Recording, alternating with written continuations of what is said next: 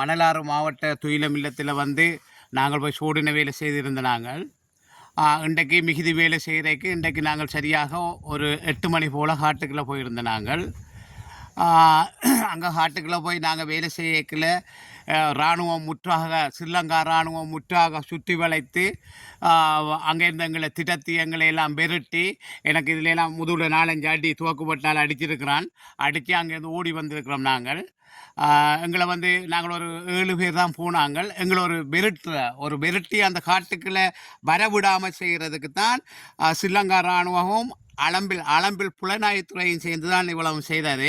ஜனாதிபதி அவர்களே, உங்கள்கிட்ட நான் ஒரு கேள்வி கேட்கிறேன். நீங்களான சொல்கிறீங்கள் மாவீரர்களை போய் இறந்த உறவினர்களை போய் நினைவு கூற சொல்லி நீங்கள் சொல்லியிருந்தீங்கள். இதா உங்களோட நினைவு கூற சொல்லி போட்டு இராணுவத்தை எங்களோட துயிலம் இல்லத்தில் நீங்கள் சுற்றி வர ரவுண்டப் பண்ணி படுக்க வச்சு போட்டு எங்களை விரட்டி அனுப்புகிறதா உங்களோட மாவீரர் செல்வங்களை நினைவு கூறுங்கொண்டு சொல்கிறது இது நியாயமா? நீங்கள் சொல்லுங்கள். நீங்கள் எங்களுக்கு நாங்கள் இன்றைக்கு காட்டில் போய் இன்றைக்கு இராணுவம் ஃபுல்லாக படுத்து கிடக்குதுன்னு படுத்து கிடந்து ஃபுல்லாக எங்களை பெருட்டி எங்களுக்கு நம்ம எனக்கெல்லாம் முதுகுல அடித்து எல்லாரும் ஓடிட்டோம். என்ன பயத்தில்? என்ன இராணுவம்ண்டா எல்லாருக்கும் பயன்தானே? ஏன் இப்படி வேலை செய்கிறீங்க ஜனாதிபதி அவர்களே? செய்ய விட்டுட்டு ஏன் இந்த வேலை செய்கிறீங்கள்? இதுக்கு மெயினான காரணம் அளம்பில் புலனாய்வுத்துறை. முல்லைத்தீவு மாவட்டத்துக்கு அளம்பில் இருக்க புலனாய்வுத்துறை எங்களுக்கு சரியான டோர்ச்சர். எங்களை ஒரு துயிலம் இல்லை, வேலை செய்ய விடுறது இல்லை, ஒன்றும் இல்லை, எங்களை வந்து கதைக்கிறது, விரட்டுறது, இப்படி நிறைய பிரச்சனை போய் கொண்டிருக்குது.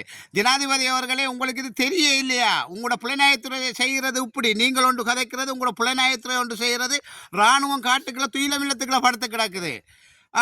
நீங்கள் தயவு செய்து இதுக்கு எங்களுக்கு ஒரு நல்ல முடிவு தரணும். நாங்கள் இந்த முறை மணலாற்று பகுதியில் இருக்கிற துயிலம் இல்லம் நாங்கள் சிரமதான பணியெல்லாம் முடித்து நாங்கள் எல்லா வேலையும் முடிச்சாச்சு. நீங்கள் இராணுவம் ஃபுல்லாக அதுக்குள்ள படுத்துக்கிழந்தால் எப்படி நாங்கள் அதை செய்கிறது? நீங்கள் சொல்லுங்க. அப்போ எப்படி அதை செய்கிற அந்த துயிலம் இல்லம் எப்படி செய்கிறது? மக்கள் வாரதை நீங்கள் வெறுத்துறீங்கள். ஜனாதிபதி ஒன்று கதைக்கிறது, இராணுவம் ஒன்று செய்கிறது, சிஐடி ஒன்று செய்கிறது. இதுதான் நடந்து கொண்டு இருக்குது. தயவு செய்து ஜனாதிபதி அவர்களே, இது சரியான புல. நீங்கள் உங்கள் வாயால் சொல்லுறது எல்லாம் பொய். இன்றைக்கு மாவீரதுயிலம் மணலாறு பகுதியில் வந்து மாவீரதுயிலம் இல்லத்தில் இராணுவத்தை நீங்கள் சுற்றி வளைக்கப்பட்டது ஏன்? அப்போ ஏன் நீங்கள் சொன்னீங்க மாவீரதுயிலம், அதாவது இறந்த உறவுகளை நினைவுகூறலாம் ஏன் அப்படி சொன்னீங்கள்? அப்போ ஏன் இராணுவத்தை படுக்க வச்சிருக்கிறீங்க சுற்றி வர? நாங்கள் இன்றைக்கு ஓடி போய் இன்றைக்கு காட்டில் போய் இன்றைக்கு வாரோம். என்ன ஊழா இது செய்து 4 நாள் காட்டில் வேலை செய்து நாங்கள் எங்களோட உறவுகளை நினைவு கூறணுமென்ற ஒரு கோணத்தில் ஜனாதிபதி சொல்லிட்டாரண்டு போனால் நீங்கள் இராணுவத்தை சுற்றி விளைக்க வச்சு எங்களுக்கு இப்படியெல்லாம் செய்கிறீங்களே? இப்படி ஏன் இந்த கொடுமை செய்கிறீங்க? நீங்கள் சொல்லுங்கள். நீங்கள் ஏன் அப்படி என்ன செய்ய இயலாண்டே சொல்லுங்கள். நீங்கள் மணலாறு காட்டில் ஒரு சட்டம், அளம்பில் துயிலம் இல்லத்துக்கு ஒரு சட்டம், முள்ளிய விலைக்கு ஒரு சட்டம், கிளிநொச்சிக்கு ஒரு சட்டம், அவங்களோட சட்டம். ஜனாதிபதி அவர்களே சொல்லுங்க. நாங்கள் இந்த முறை மணலாருக்கு செய்யணும். இதுக்குரிய நீங்கள் இது செய்கிறதுக்கு நீங்கள் எங்களுக்கு இந்த இராணுவத்துக்கு நீங்கள் எங்களுக்கு பொலிஸ் பாதுகாப்பு நீங்கள் தரணும்.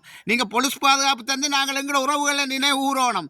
இராணுவம் சுற்றி இருக்குது. அதில் தயவுசெய்து நீங்கள் ஜனாதிபதிகளே எங்களுக்கு மணலாறு பகுதிக்கு இதுக்கு வந்து நீங்கள் இராணுவ பொலிஸ் பாதுகாப்பு தந்து நாங்கள் அந்த துயிலம் இல்லம் நாங்கள் செய்யணும். எங்கள் மாவீர செல்லங்களை நாங்கள் நினைவு கூறணும். எங்களோட அண்ணன் அக்கா தம்பிமாரெல்லாம் உறந்த இடம் அதில் இருக்குது. நாங்கள் போய் விளக்கு கொளுத்தி எங்களோட மன கஷ்டத்தை சொல்லி அழுதுட்டு வரணும். நன்றி, வணக்கம்.